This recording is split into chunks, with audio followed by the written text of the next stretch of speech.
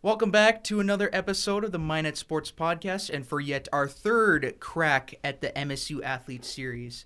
Happy Tuesday, the 8th of September, Minot Sports fans. This episode is brought to you by KMSU TV and Radio. We are also a production of Inside the KMSU brand. Before we get started, follow the podcast on social media. Pages are on Instagram, Twitter, Facebook, and subscribe to the YouTube channel, and same goes for KMSU TV and Radio. We're going to talk a little basketball today with a member of the MSU men's team. This athlete transferred to Minot State from the Milwaukee Area Technical College back in April and actually did some great work for his former team, the Stormers. Here in the studios, right by my side, is Stephen Ross Jr. Welcome, Stephen, to the podcast. We're happy to have you on board. How's everything going for you lately? Everything's going pretty well lately. Just a lot of gym time. Excited that we still get to work out with everything that's going on. There are so many accolades that are in your name from MATC, a few of them being all-conference region and regional tournament team. Just tell us a little bit about yourself and talk about your past achievements, and also tell us what brings you to MSU. Well, I'm happy to say that the Stormers did what they did, even though the season was cut short. I enjoyed my time there with Coach Casey. I'm originally from Chicago. Originally coming out of high school, I went to University of West Georgia. Then I transferred to Milwaukee Area Technical College, and we had a 31-1 season. It was tough, but we figured it out. Yeah, that's like you said, 31-1. That's a phenomenal record, and also just tell us what brought you here to Minot State. You know, what was that process like?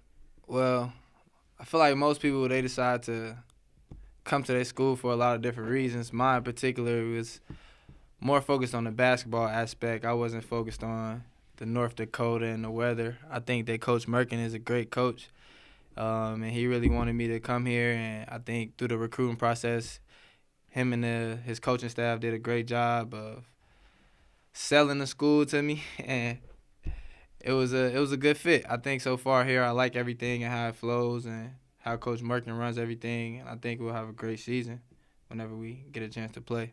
Yeah, and Merkin's really good about that stuff. And just give us your thoughts on the college and the town so far. What are your first impressions of Minot? I like Minot so far. It's a small town. I feel like everybody knows everybody, and that's the type of person I am. I feel like I will enjoy most people knowing who I am, get them to come to the games, and get that support. Did you ever see yourself coming to Minot? Like, when was the first time you learned about here? I actually knew nothing about Minot until Coach Murken and the staff started recruiting me. And then me and my mom kind of just sat down and did our own little research. And I told her I wanted to do it. She agreed, and we agreed this was the best choice for me. Yeah, it's good to have the support of your parents, and a lot of good things said from Coach Murken on the recruiting announcements by the team's social media. Not just you, but along with a few other guys who are also recruited. What's that got to feel like to hear right away from the coach? Does it have sort of a feels like home type of deal? How'd you hear from Coach Murken? I'm pretty sure he probably reached out to my coach first, but then once he reached out to me, we kind of connected, I would say, in a weird way. And he kind of always was just reaching out to me. Everything wasn't always serious. It was some laughing during the recruiting process and things like that. And it kind of went from there. The resume that you've built, what or who do you attribute that to? That all will have to go to my dad. He pushed me, and he was always on me about staying consistent. So that's what I try to do, just kind of keep my game as consistent as possible. With that experience, you know, having these achievements on hand and already some time in college ball, what do you hope to accomplish at MSU once the athletics are able to begin? Well, as a team, we hope to win the ship, but individually, I just want to do everything that I can to help the team win. I feel like my role would be bigger because I have experience in my resume. So that's a lot of responsibility that I'm ready to take on, I think. Tell us a little bit about your classroom life. Any course of study you're currently working on, and or some future aspirations you hope to get? Yeah, future aspirations. I want my business degree just to see where it takes me. I want to continue playing basketball for as long as possible, but in the end, my business degree will take me somewhere, and I feel like I'll enjoy that field.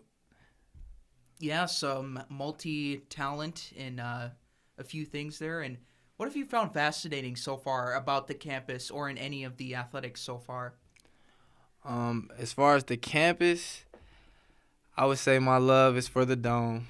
I just love the way it's ran, the access to it. I can get in the gym anytime, just call coach if it's locked even, and just get in the dome. Dome is beautiful, and I enjoy my time in the dome. So I would say that's probably the most fascinating on I campus. most certainly agree with you, as do a bunch of other people. Yes, it is indeed beautiful, and just being able to practice, when it's open, it's all there for the athletes. And the thing with Coach Murken is that he called this a promising 2020 recruiting class, excuse me.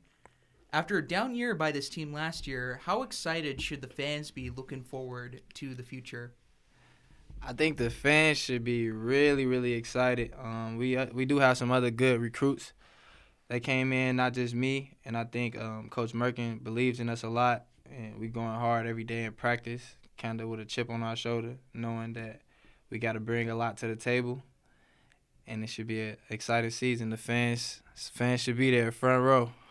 Certainly looking forward to it. And just getting underway with practices inside the dome, how has the environment been for you and the guys so far? The environment has been great. I love the way the practices are ran. We got our new coach, Coach Herbst.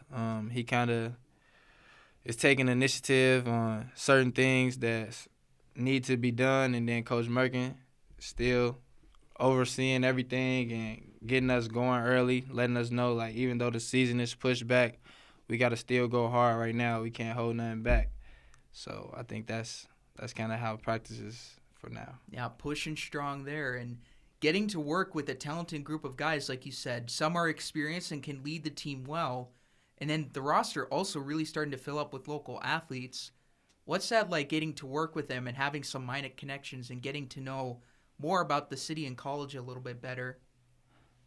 I think having those locals is important. We have a fair share of locals, and I'm learning a little bit more about Minot from them and meeting people through them, and I think that's good having them on the team for the college and the team.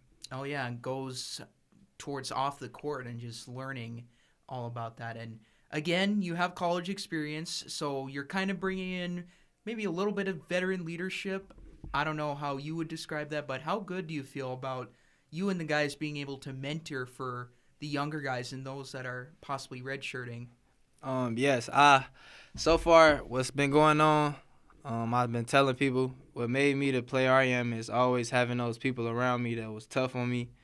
The older guys was always tough on me. I always played with older guys. So now I kind of fell into the leadership role. I kind of just naturally tell them, hey, do this that way, do this that way, you should do this. And they just accept it, and I love that about the newcomers and the freshmen and all of the lower classmen. They respect, I think, the upperclassmen, and they take in what we say. And I've accepted the role naturally just to be a leader to those guys and help them out too. There you go. Although the NJCAA and NSIC are both Division II, have you seen or do you think there will be kind of a noticeable difference in the pace or speed? Have you had to make any adjustments in practice from that, or is it all comfortable to you already? It's comfortable to me because I've played fast all my life, but I've also played in systems that were kind of slower, kind of like mixed pace. So just being patient while also still being aggressive is kind of an easy adjustment with having that experience. As mentioned already, you did lots of great work in winning with the Stormers. What would your expectations be moving forward, and what do you think you can bring to this Beavers roster? I hope to bring conference championship and a national championship. And with everything that I've done, I would say I would just bring a lot of offense, defense, rebounding, kind of versatile player. So I would bring a couple different things to the table. There you go, being in all situations. And as a Nuggets fan myself, I would love to see them go as far as possible, although I don't watch them as much as I should, but lately I've been catching up with them. You have any thoughts and or predictions on the rest of the NBA postseason? Do you have a favorite team out there?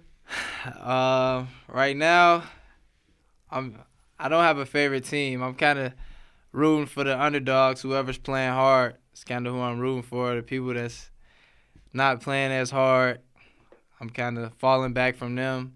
Everybody's favorites, they want to win. I'm kind of going for who's playing hard right now. There you go. That's actually a good mindset. And famous question, if you could quarantine with any famous athlete or celebrity or even coach, who would it be and why would you pick them? That's tough. I would probably choose some of the players around my age, like Trae Young and John Morant, just because I feel like they're probably doing similar things that I'm doing during quarantine. In the gym, video games, I feel like that'll be a fun time, competitive time around like Trae Young or something.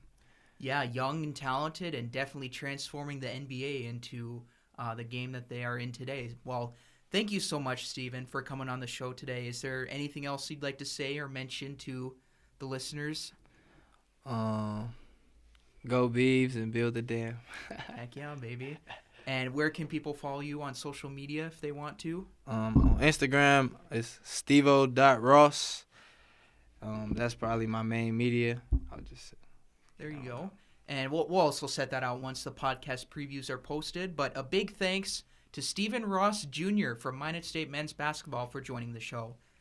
Once again, the Minot Sports Podcast is brought to you by KMSU TV and Radio, produced inside the KMSU studios.